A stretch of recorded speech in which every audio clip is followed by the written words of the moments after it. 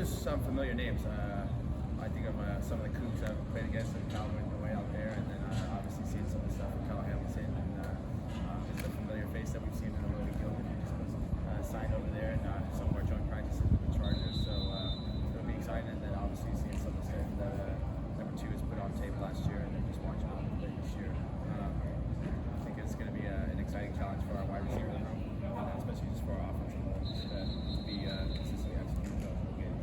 Last time this team was in Baltimore, it was the first time at this point without gloves. And we had that dive catch, like, what's changed?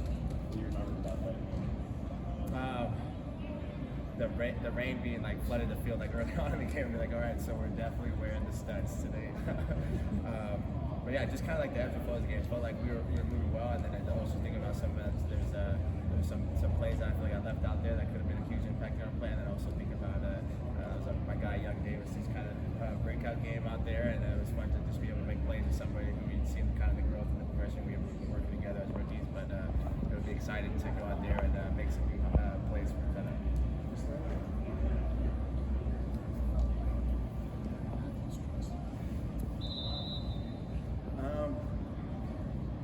I think it's probably week 1 in Seattle that we had a kind of like an RPO route where after I think I had missed my first target, and the second one was just kind of a read, and depending on where the defense was, and just remember just kind of feeling like, oh, I should probably kind of scoot away from this guy, and the ball was like exactly where I was getting ready to go, and we ended up having a good gain after that, and being like, oh, I think he was thinking kind of like me, so I'm thinking like him, and it ended up working out, and then I think the communication has just expanded from there. Matthew and Sean have kind of said that stats don't matter, but Matthew is off to statistically one of his best starts in his career. Is there anything you've noticed from him this year that maybe you didn't see so much in the first 2 years?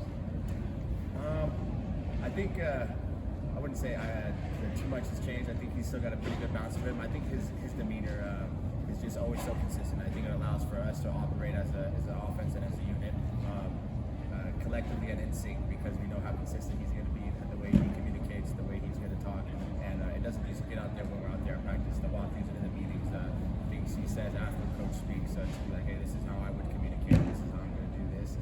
Just those things and the consistency that's carried over throughout the years, I think makes it as somebody else who's trying to learn and figure out so much easier to move forward on things.